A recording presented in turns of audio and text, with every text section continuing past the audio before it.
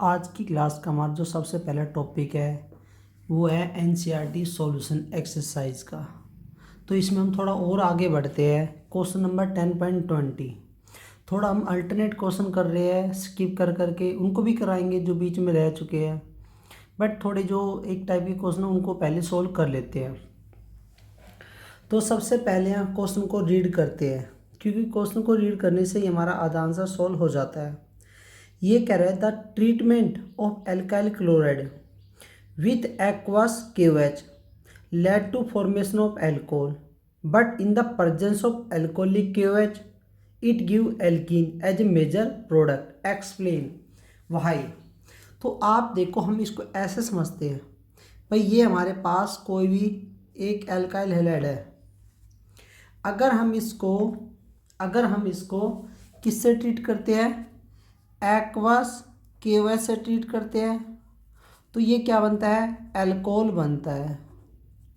अगर हम इसको ट्रीट करें एल्कोहलिक KOH से, तो यहाँ पर मेजर प्रोडक्ट क्या बनता है, एल्कीन बनता है। वाई ये क्वेश्चन पूछा है। अब हमारे क्वेश्चन समझ में आ गए हैं। क्वेश्चन में ये पूछा जा रहा है कि जब आप हेलो एल्केन को एक्वस KOH से ट्रीट करते हो तो अल्कोहल बनता है, और जब एल्कोहलिक KOH से ट्रीट करते हो तो क्या बनता है, एल्कीन बनता है। ऐसा क्यों? तो आप सिंपल से रीज़न देखना भाई, जब हमारे पास एक्वस मीडियम में KOH होता है ना, तो जो OH है नेगेटिव आयन, ये बिहेव करेगा एज ए स्ट्रॉन्ग न्यूक्लियोफाइल। ये बिहेव करेगा जब ये एक्वस KOH के प्रेजेंस में रिएक्शन करता है हेलो एल्केन से, तो जो OH नेगेटिव आयन ये बिहेव करेगा स्ट्रॉन्ग न्यूक्लियोफाइल, और जो स्ट्रॉन्ग न्यूक्लियोफाइल है वो डिस्प्लेसमेंट रिएक्शन करेगा, सब्स्टिट्यूशन रिएक्शन को प्रेफरेंस करेगा करने में।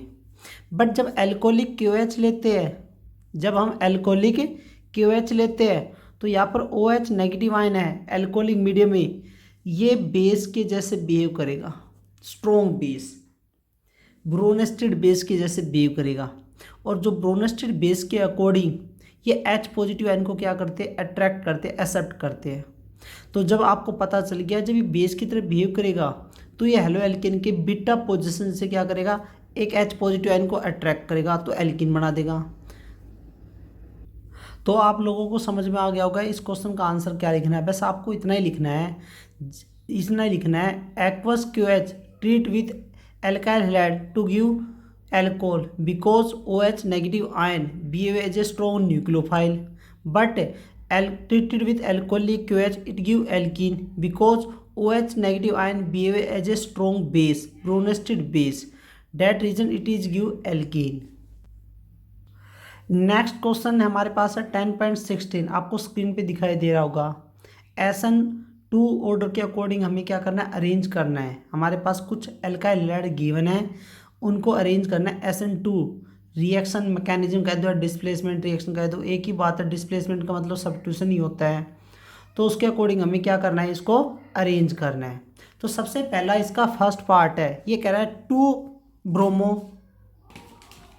क्या कह रहा है, 2 ब्रोमो 2 मिथाइल ब्यूटेन।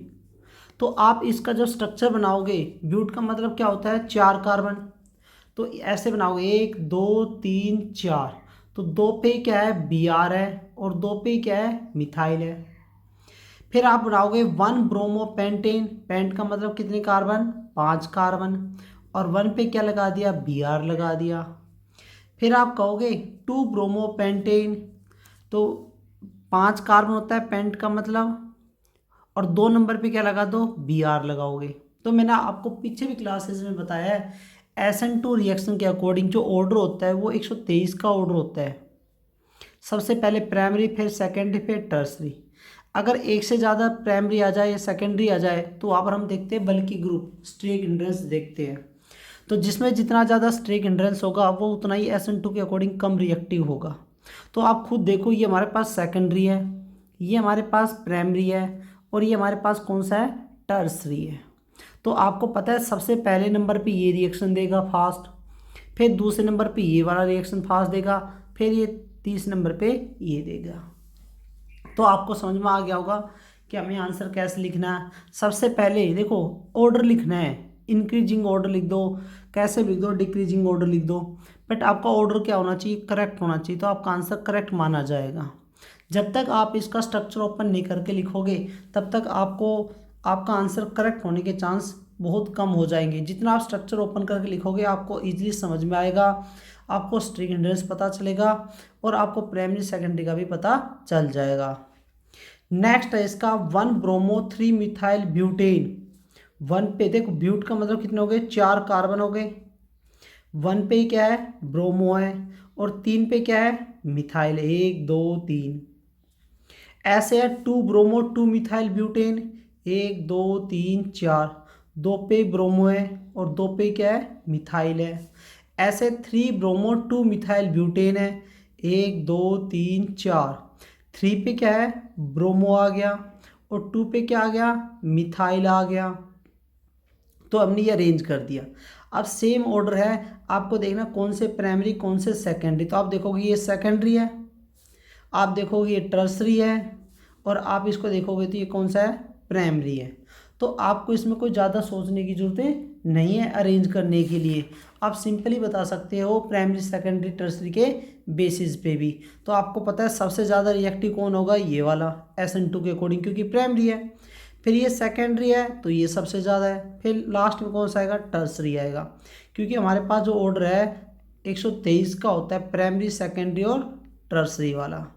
इसी ऑर्डर के अकॉर्डिंग SN2 मैकेनिज्म क्या करता है, वर्क करता है, उसको मैकेनिज्म फॉलो करता है, क्योंकि इस ऑर्डर में क्या होता है, स्ट्रिंग हिंड्रेंस बढ़ता जाता है और SN2 मैकेनिज्म वहीं पर सबसे ज़्यादा काम करेगा जहाँ पर स्ट्रिंग हिंड्रेंस सबसे कम होगा। आपको मैंने पीछे भी बताया है SN2 mechanism single step mechanism होता है और इसमें न्यूक्लियोफाइल ऑलवेज बैक साइड में अटैक करता है, इसमें पहले हैलोजन लीव नहीं करता है। नेक्स्ट देखो आप इसमें 1 ब्रोमो ब्यूटेन, ब्यूट का मतलब क्या हो गया, 4 कार्बन, और 1 पे कोई भी 1 कार्बन पे क्या लगा दो, ब्रोमो लगा दो। अगला है हमारे पास ब्यूप्रोपेन है, 1 2 3, 1 पे ब्रोमो है और 2 पे क्या है, मिथाइल ग्रुप है। अगला कौन सा है, 1 ब्रोमो 2 मिथाइल ब्यूटेन है, 1 2 3 4 है, 1 पे ब्रोमो है और 2 पे क्या है, मिथाइल है। अगला है 1 पे ब्रोमो 3 पे मिथाइल है, 1 2 3 4, 1 पे ब्रोमो है और 3 पे क्या है, मिथाइल है। अब आपको इसको ऑर्डर बनाना है, तो ये भी हमारे पास प्राइमरी है, ये भी हमारे पास प्राइमरी है, ये भी हमारे पास प्राइमरी है, ये भी हमारे पास प्राइमरी। अब सारे प्राइमरी आ गए। अब हम इसको SN2 ऑर्डर के अकॉर्डिंग कैसे अरेंज करें, तो मैंने बताया था स्ट्रिंग हिंड्रेंस, जिस पे स्ट्रिंग हिंड्रेंस जितना ज़्यादा होगा उतना ही वो कम रिएक्टिव होगा अकॉर्डिंग टू SN2 मैकेनिज्म। तो इस पे देखो स्ट्रिंग हिंड्रेंस बिल्कुल ही स्ट्रेट चेन है, तो 1 नंबर पे ये रहेगा। फिर इसमें देखो इन दोनों में, ये दोनों प्राइमरी, बट इसमें जो बल्कि ग्रुप है इससे थोड़ा दूरी पे है, थोड़ा लार्ज डिस्टेंस पे है, और इसमें थोड़ा क्लोज है। तो जितना क्लोज होगा उतना ही स्ट्रिंग हिंड्रेंस ज़्यादा होगा, तो 2 नंबर पे इस पे आ जाएगा। क्योंकि थोड़ा दूर होने के कारण स्ट्रिंग हिंड्रेंस थोड़ा कम हो जाता है, 3 नंबर पे ये आ जाएगा और लास्ट में ये आएगा, क्योंकि इसमें स्ट्रिंग हिंड्रेंस ज़्यादा है, क्योंकि अल्काइल ग्रुप ज़्यादा है तो स्ट्रिंग हिंड्रेंस भी क्या रहेगा, ज़्यादा रहेगा।